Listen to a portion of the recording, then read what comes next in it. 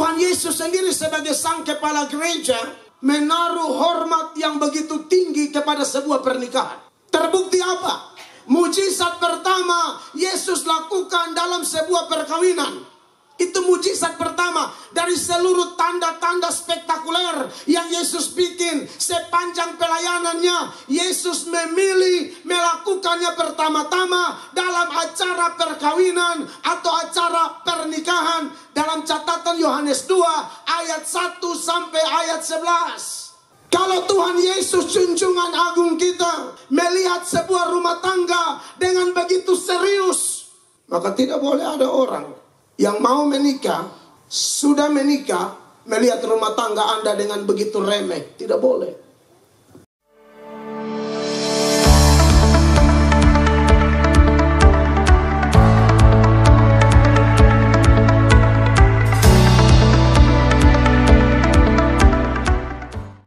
Keluarga besar Hormo Wongebelen, para tamu undangan yang hadir, pembacaan firman Allah bagi kita dalam acara peminangan ini terambil dari Yeremia pasal 17 ayatnya yang ke-7. Yeremia 17 ayat 7, demikian bunyi firman Allah. Diberkatilah orang yang mengandalkan Tuhan, yang menaruh harapannya pada Tuhan. Bapak Ibu, saudara-saudara, keluarga besar Rohidoko dan seluruh rumpun keluarga yang terkait di dalamnya, serta seluruh keluarga besar Hormo Wongebelen, Atok Vanggidae, dan seluruh rumpun keluarga yang terkait di dalamnya, berdasarkan Yeremia 17 ayatnya yang ke-7 dalam acara peminangan anak Jack dan Santi. Tema renungannya adalah diberkatilah orang yang mengandalkan Tuhan. Bapak Ibu, saudara-saudara yang diberkati oleh Tuhan Yesus, kita kalau bicara tentang mengandalkan Tuhan, khusus dalam Yeremia pasal 17 ayat 7 ini, sebenarnya sangat mudah dipahami, mudah dicerna oleh siapapun. Orang percaya yang suka dengar firman langsung tahu. Kalau bicara mengandalkan Tuhan menurut Yeremia 17 ayat 7, maka dia kontras dengan dua ayat sebelumnya di dalam Yeremia 17, yaitu ayat 5. Ayat 5-nya bilang, beginilah firman Tuhan, terkutuklah orang yang mengandalkan manusia, yang mengandalkan kekuatannya sendiri, dan yang hatinya menjauh daripada Tuhan. Jadi kontrasnya begitu. Kalau andalkan Tuhan diberkati, andalkan kekuatan sendiri terkutuk.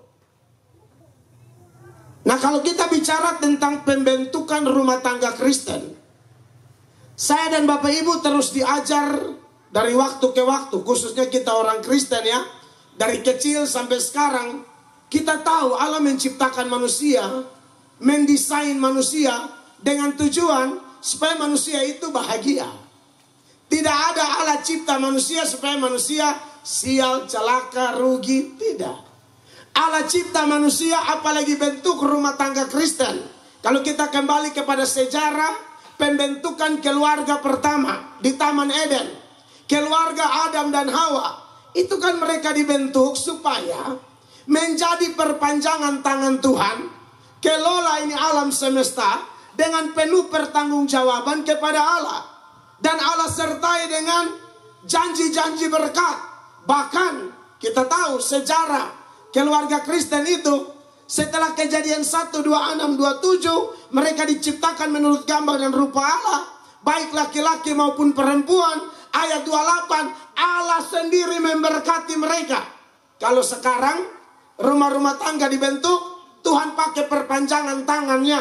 Kalau di Katolik ada Pastor Romo, kalau kita di Protestan ada pendeta. Kalau dulu Tuhan langsung melakukannya. Dan tujuan utamanya ialah diberkati, bahagia, hidup enak menurut pandangan Tuhan. Tapi ya, sejarah sudah mencatat bahwa ternyata manusia menyalahgunakan free will-nya atau kehendak bebasnya dan kemudian memilih hidup yang terkutuk. Nah, pada kesempatan ini, saudara-saudara, mengingat ini adalah acara peminangan yang berujung pernikahan kudus, dan kita orang Kristen kan sangat hormat pernikahan. Amin. Kita sangat hormat pernikahan. Kristen hanya mengenal monogami, nikah sekali seumur hidup. Kecuali pasangannya meninggal, nah itu boleh kita nikah lagi. Tapi jam masih hidup ancang-ancang. Ada yang masih hidup di ancang-ancang, itu yang mengantar pasangannya mati cepat. Karena hati bangka, sakit hati, kecewa, dan ujung-ujung wafat. Jadi kita kenal hanya monogami, nikah sekali seumur hidup. Dan Tuhan Yesus sendiri sebagai sang kepala gereja, Tuhan semua orang, penguasa dunia akhirat, saudara tahu, menaruh hormat yang begitu tinggi kepada sebuah pernikahan. Terbukti apa? Mujizat pertama Yesus lakukan dalam sebuah perkawinan. Itu mujizat pertama dari seluruh tanda-tanda spektakuler yang Yesus bikin sepanjang pelayanannya. Yesus memilih melakukannya pertama-tama dalam acara perkawinan atau acara pernikahan. Dalam catatan Yohanes 2 ayat 1 sampai ayat 11. Jadi, kalau Tuhan Yesus junjungan agung kita, pusat pujian penyembahan kita, melihat sebuah rumah tangga dengan begitu serius, maka tidak boleh ada orang yang mau menikah, sudah menikah, melihat rumah tangga Anda dengan begitu remeh. Tidak boleh. Tuhan kita melihat rumah tangga itu sangat penting, sangat serius. Seorang kaunselor ternama namanya Melody Green. Melody Green mengatakan ada dua hal terbesar di dunia ini. Hal pertama adalah keputusan menerima Yesus sebagai Tuhan dan Juru Selamat. Hal kedua adalah menikah. Menerima Yesus sebagai Tuhan dan Juru Selamat itu artinya menerima Dia sebagai mempelai laki-laki, dan gereja adalah mempelai perempuan. Dan menurut catatan data-data dalam kitab suci akan ada perkawinan anak domba Allah. Itu antara Yesus dan gereja. Itu secara rohani. Tapi secara jasmani, menikah adalah hal kedua terpenting di bawah kolong langit ini. Artinya, Bapak Ibu, keluarga yang diberkati Tuhan. Maka saya sebagai pendeta, kalau dari sudut keluarga jelas ini kerabat saya. Tapi sebagai rohaniwan, juru bicara Allah, saya perlu bicara ini. Bahwa kalau mau Jack dan Santi mau rumah tangga bahagia, diberkati, dengar ini khotbah. Andalkan Tuhan. Berkat dan kutuk itu memang dua hal yang kontras ya. Berkat dan kutuk itu kalau belajar di Alkitab, kita tidak bisa melihat berkat dan kutuk menurut pandangan kita. Kalau pandangan kita kan begini. Siapakah orang yang diberkati dan siapakah orang terkutuk? Kita akan melihat. Kalau orang dia secara materi mapan, lalu dia sehat-sehat saja, karirnya naik terus, maka kita akan bikin kesimpulan apa? Ini orang diberkati. Tapi kalau ada orang masalah tidak habis-habis, masalah satu belum habis, satu sudah datang, satu belum habis, satu muncul, dua belum habis, tiga antri, orang bisa melihat, wah ini orang kayaknya hidupnya sial terus, bencana terus. Itu pandangan kita Bapak Ibu. Dalam pandangan Allah tidak selalu demikian.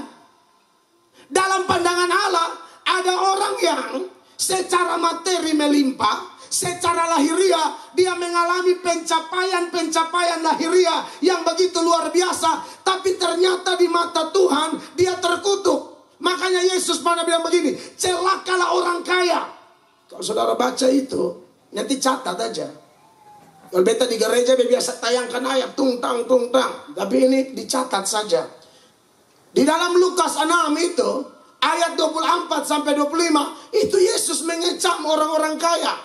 Betul, ada orang kaya yang dia kaya karena memang diberkati Tuhan. Seperti Abraham, Ishak, Yakub, Daud, Salomo, Hizkia. Tapi tidak semua. Mazmur 73 ayat 1-20. Bapak Ibu baca di sana. Itu orang-orang kaya, ujung-ujung binasa. Kan bisa saja orang kaya karena korupsi. Bisa saja orang kaya karena songgo-songgo. Di Jawa itu saya kenal beberapa orang yang kemudian bersaksi. Mereka kaya karena songgo-songgo di Gunung Kawi. Ada yang kaya karena pakai buntiana. Benar. Saya pernah dengar. Itu di Jawa. Kalau di Kupang ini ada. Ada satu bapak. Pokoknya di pun kamar, di bini anak boleh masuk. Tidak boleh masuk. Butuh berapa saja, dia buka lemari, hela, pasti jadi. Butuh apa? Mau auto, mau motor, mau kuliah, mau S1, S2, mau di UI, mau di mana, terserah. Dia siap semua. Ini UI, ini Universitas Indonesia. Oh, jangan sabu pengertian. Nah, ikut tentu. Ini beta susah ngomong. Harusnya universitas lain. UGM. Ngomong UI, beta kuju sendiri. Saya tidak bermaksud melucu, mas saya kaget, serius. Beli yang di muka nih, woi, berat semua nih. Sabut Timur Mehara dan sekitarnya. Bapak mama, ini benar, ini kisah nyata. Perlu apa buka cabut. Orang lagi bilang cabut jo. Engkau mau apa tuh cabut jo. Ini uang tuh banyak yang main cabut sa. Saudara tahu? Orang tua papanya meninggal, baru mereka bisa masuk kamar. Ternyata itu lemari itu kosong.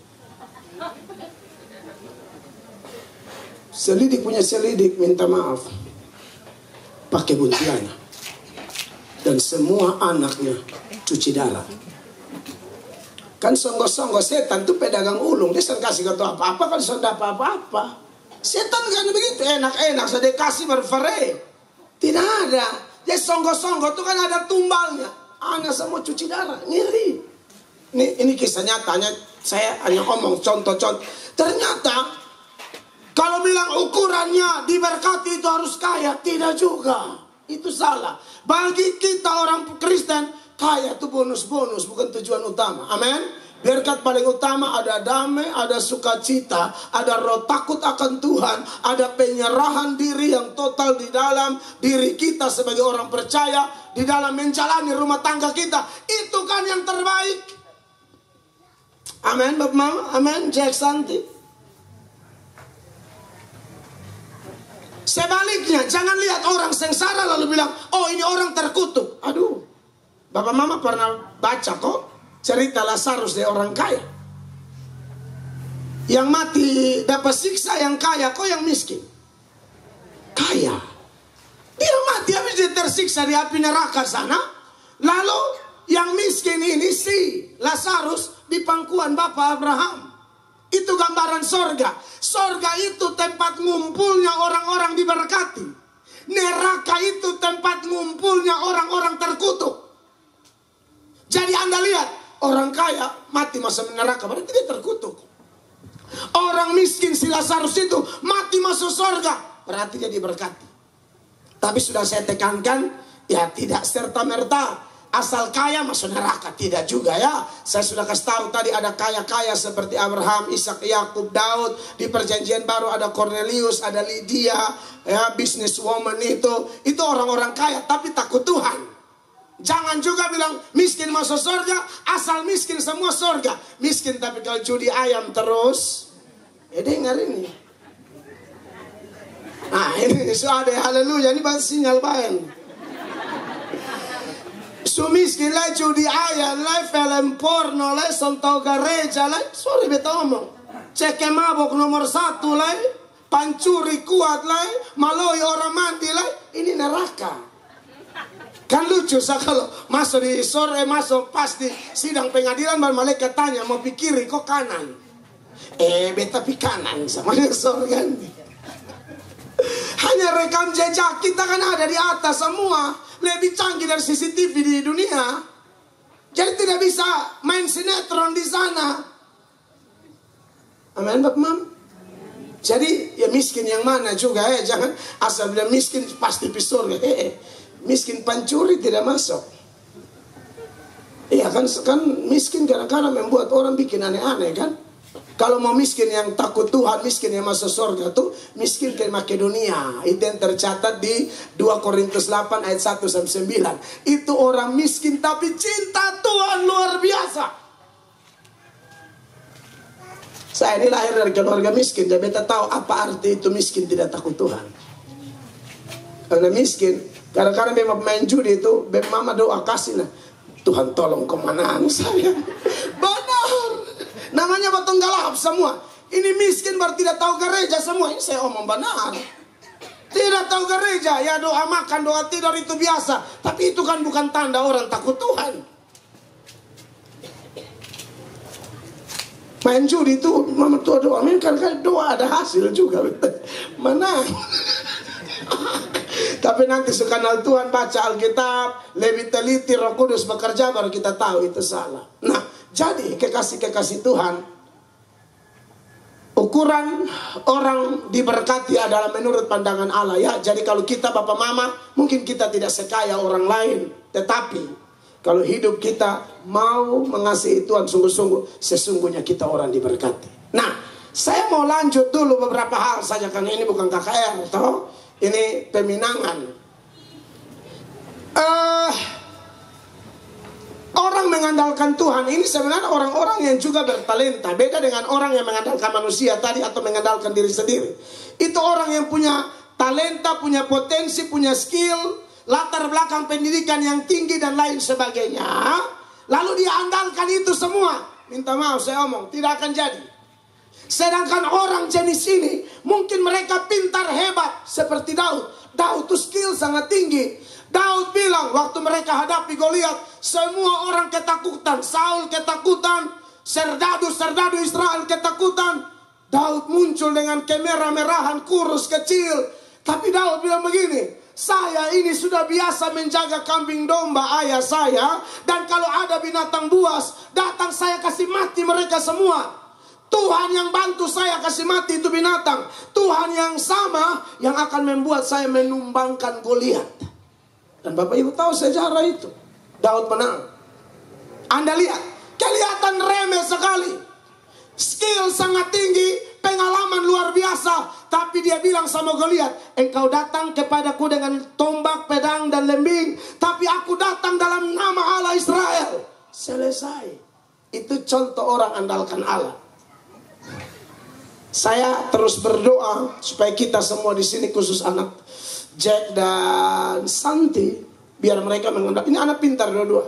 Satu sarjana hukum, satu sarjana teologi. Oh, luar biasa ini. Calon istri lagi mau menyelesaikan master teologi. Berarti ini orang-orang yang secara latar belakang pendidikan mantap untuk bersaing di zaman ini. Tetapi perlu diingatkan bahwa kita harus mengandalkan Tuhan sungguh-sungguh. Nah, berkaitan dengan mengandalkan Tuhan, tentu saya kalau mau baca, mau bahas bisa panjang lebar, bisa 3-4 poin dan seterusnya. Saya hanya bahas 2 hal saja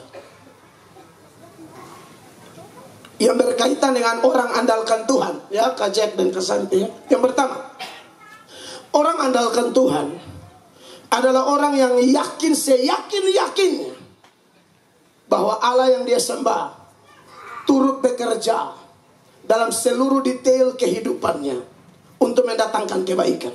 Amin. Mereka pacaran 7 tahun.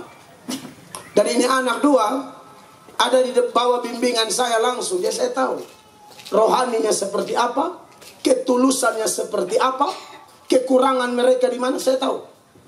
Sebagai pemimpin walaupun saya terbatas, saya tahu hal-hal itu.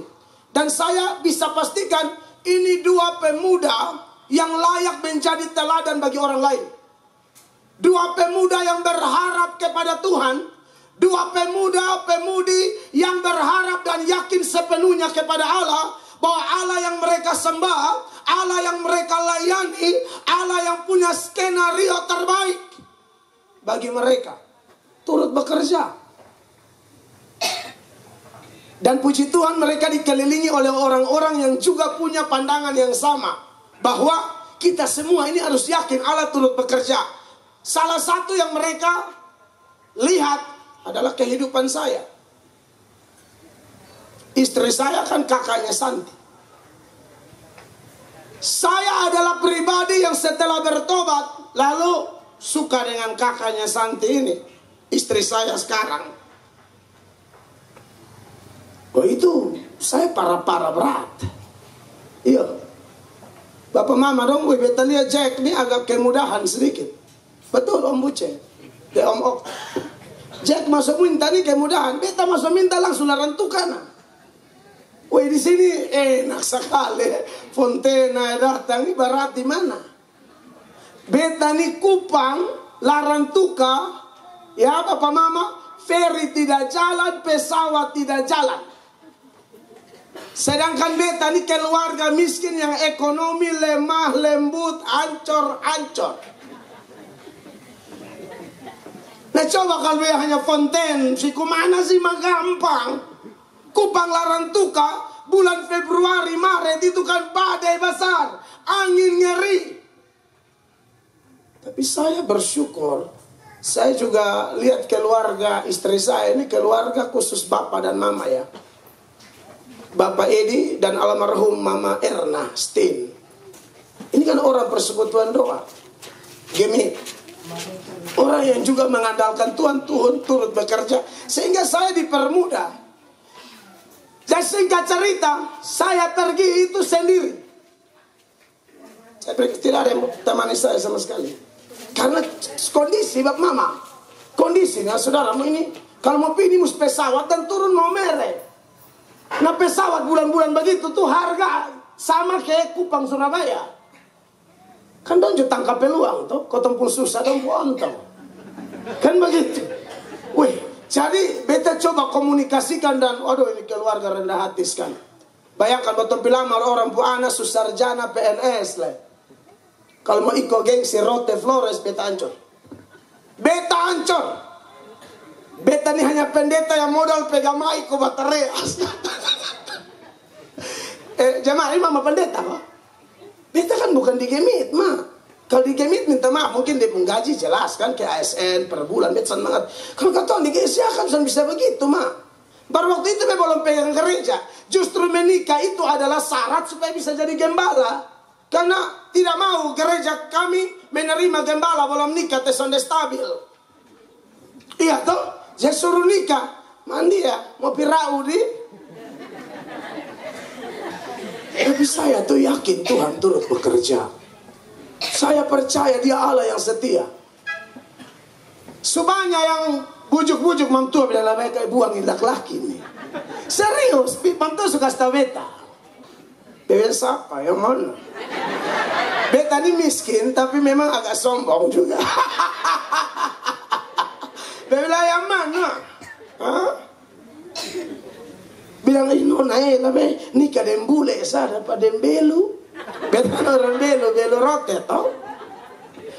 Lah be dembule, nona nikah dembule potong kasih jadi nih. Aduh segala macam cara, maka bisa beta dengan maituan. Dia panggil ketemu di bawah 4 mata, dia bilang Karmana mau lanjut atau berhenti? Biasa tuh jurus mantan anak nakal tuh. Sebab di bepo hidup sana ada istilah mengemis cinta. Oh kalau son mau, nah son mau. Ma di hati ini bilang, ini kalau dia bilang son mau mati. Beta jurus terminal Pura. Bila kalau nona mau dan beta, nona tanda bepo mulu, kotong bahagia. Nona mau dan beta jadi dan beta, nona pasti diberkati. Nah yang omong nih motor sih son ada. Tapi bisanya beta berani omong. Kenapa aja beta istri masih hidup? Betanya nikah dan beta pasti diberkati. Nah Tuhan mau bilang amin ju. Ini nyawa ya kan. Tapi kayaknya Tuhan tolong mamtua. Benar kau tidak? Nikah dan beta itu kan kalau secara hitung-hitungan manusia itu masuk dalam kecelakaan besar. Masuk dalam bencana besar. Motor son ada, rumah son ada. Bemus numpang di bep orang tua per rumah. Tapi karena Allah ku turut bekerja. Beta tahu siapa yang beta sembah. Dia yang beta andalkan. Roma 8 ayat 28 dengan jelas itu ayat bilang, kita tahu sekarang Allah turut bekerja dalam segala sesuatu, segala hal untuk mendatangkan kebaikan bagi mereka yang mengasihi Dia, yaitu mereka yang terpanggil sesuai dengan rencananya. Maka Tuhan bilang, mantap, kita melangkah. Buatan doa puasa. Doa puasa, buang suara ke keluarga, larang tukar welcome. Saya pergi sendiri. Saya lihat Jack rombongan tadi besar. Ya, Bapak Mama tahu saya pergi sendiri. Itu rombongan pun besar. Itu orang Kupang, hampir satu orang Kupang semua. Mau potong orang Sabu, Karita Lodo, orang Fontaine. Itu ikut hadir dari suami, Pak Wilma. Dan seluruh orang Kupang yang hadir larang tukar itu berdiri atas nama keluarga atau Fanggirai. Bahkan ada kawan-kawan Islam juga berdiri. Itu antaran, minta maaf ya, kalau rantuka bu antaran itu panjang mati. Ini 5 dulang, ketemu tuh berapa puluh dulang. Oh ini kok panjang dong pikir beta nih, kau bedahkan nih oto plat merah semua. Orang pikir ini pejabat siapa puana nih, padahal Vincent Atok dan pura sini. Anda lihat itu, kalau Tuhan turut bekerja itu lain daripada yang lain. Ngontrak sana, ngontrak sini. Sampai akhirnya dapat ini rumah. Saya datang di saudara saya, Pak Elvis Marandore dan Ibu Okajang. Karena saya minta tolong, bilang ada kok orang jual tanah, mau beli tanah. Kecil saja. Pak Elvis dan Ibu Oka bilang nanti kami kasih kabar. Saya ini kalau orang tolong saya tidak akan lupa mereka. Berapa tahun berapa? 2009 kok, 2010. Ada. Lalu sudah datang saya lihat ini tanah. Pak Mel suka yang bagian sini kok, bagian sana. Beta bilang, beta di sini. Suami istri ini bilang, di pertanahan notaris balai nama, tidak pakai doi. Anda lihat kalau Tuhan turut bekerja. Allah berkati saya luar biasa. Tanah sebelah akhirnya saya beli juga. Dan tidak ada motor, tidak ada rumah. Tapi kalau kita berserah, Jack dan Santi percaya, yakin Tuhan yang kalian sembah hebat, jangan takut. Asal bosan doa, andalkan Tuhan. Anda lihat nanti Tuhan buktikan kehebatan. Dia jangan khawatir. Kalian datang di keluarga yang suka lihat orang, orang kaya ke orang miskin. Keluarga yang percaya Allah suka proses orang dari nol sampai kepada level selanjutnya. Kalau jatuh cinta di orang karena dia ada apanya, itu cinta dipertanyakan. Cinta orangnya atau hartanya. Tapi kalau cinta orang apa adanya, keren. Saudara yang ada anak tolong, jangan doktrin anak. Lu lihat yang ada oto, saya di pokok farban mata babiru, karena mama dan dokter lihat yang sedikit ini sedikit itu, dia kok dibonggo sama mata. Pulang ini farban mata biru segala macam. Cari itu yang cinta Tuhan. Amin. Saya mertua ini bukan materialistis. Kalau dia tipe begitu, sana nikah dan istri. Jadi bapak mama keluarga Roy harus bersyukur dapat besan begini. Besan luar biasa. Luar biasa sekali. Bapak Okto dan orang tua yang sudah datang suka tunggu bapak mantu toh. Tahu betul hati ke apa. Dia hanya bilang, ini dia permintaan, dia bilang asin mengkal besu mati, dia mau dia bapak anak bungsu nikah. Luar biasa. Dan dia tahu Jack anak yatim piatu. Dia pesan di kami kalau dia bilang, jangan bikin susah Jack. Supaya bapak mama tahu. Beta omong nih hamba Tuhan kalau jangan bikin susah Jack.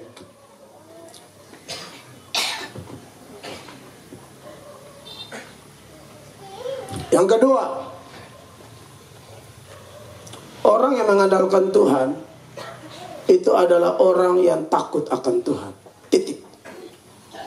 Nah takut Tuhan ini kalau kita bahas luas, tapi saya bagilah. Takut Tuhan hanya ada 2 unsur saja. Unsur kebencian dan unsur kesukaan. Takut Tuhan itu benci apa? Benci dosa. Amsal 13 ayat 8 bilang orang yang takut Tuhan itu benci kejahatan. Jadi kalau kakak berdua mau diberkati, benci dosa. Dosa apa dalam rumah tangga? San boleh ada pria idaman lain atau wanita idaman lain. As ini mantan penomor dong hapus. Jangan tahu, gak tahu. Itu peluang bencana. Itu orang takut Tuhan benci selingkuh. Kita nikah ini untuk cinta kita pun istri, kita pun suami. Anda tahu penggambaran gereja dengan Tuhan Allah itu tidak ada hubungan seperti mama dan anak atau bapak dan anak. Gereja dan Tuhan Yesus digambarkan seperti apa? Suami istri. Ini hubungan yang dipakai untuk menggambarkan gereja dan Tuhan. Suami istri. Suami menggambarkan Kristus, istri menggambarkan jemaat. Jadi kalau bicara takut Tuhan, benci kejahatan. Jangan melukai pasangan. Besok konseling dong.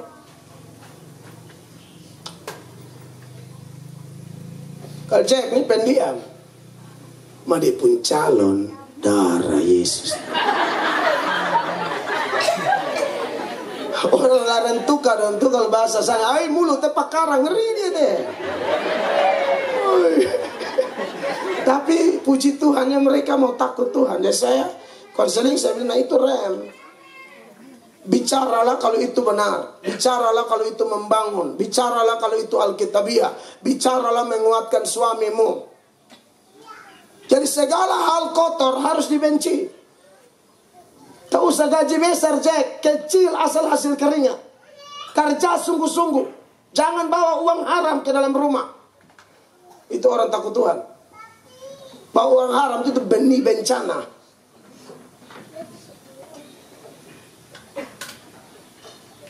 Yang kedua, unsur takut Tuhan itu suka. Ada kebencian, benci dosa. Kalau omong dosa terlalu banyak. Ini anak dua pelayan don't tahu. Suka apa? Orang takut Tuhan itu suka firman. Mazmur 112 ayat 1 bilang, siapakah orang yang takut Tuhan? Orang yang sangat suka kepada perintah-perintahnya. Apa perintah Tuhan? Buat Kak Jack dan Kak Santi setelah menikah, perintah Tuhan melayani Tuhan. Amin. Menarik mereka punya kisah cinta ini. Yang membuat Jack menetapkan hati mau dengan Santi. Karena Santi calon pendeta. Karena Santi calon pendeta. Jack omong dengan saya, jarang laki-laki muda kayak begini curhat dan bilang apa bapak di bepu hidup hanya mau melayani Tuhan saya. Ini anak-anak perkantas. Pelayanan Tuhan, pemusik di gereja. Hanya rindu dapat istri supaya mereka bisa seperti Priscilla dan Aquila, suami istri gandeng tangan melayani Tuhan. Kasihan kan? Kalau suami mau melayani Tuhan, tapi istri mandi pesta dansa dia bor, dia pegang di tiang tengah. Dia bor. Sampai akhirnya Pertamina bilang, itu tante tuh kayaknya dia kalau bor minyak dia bagus. Laki ada khotbah, bini ada bor. Aduh ini kan kacau. Serius loh. Makanya Jack ini saya anggap ini anak muda luar biasa. Saya anggap anak muda luar biasa. Mereka hanya mau melayani Tuhan. Apa yang membuat Jack menetapkan hati kompak dengan Santi? Karena dua-dua somong, kata dua melayani Allah. Titik.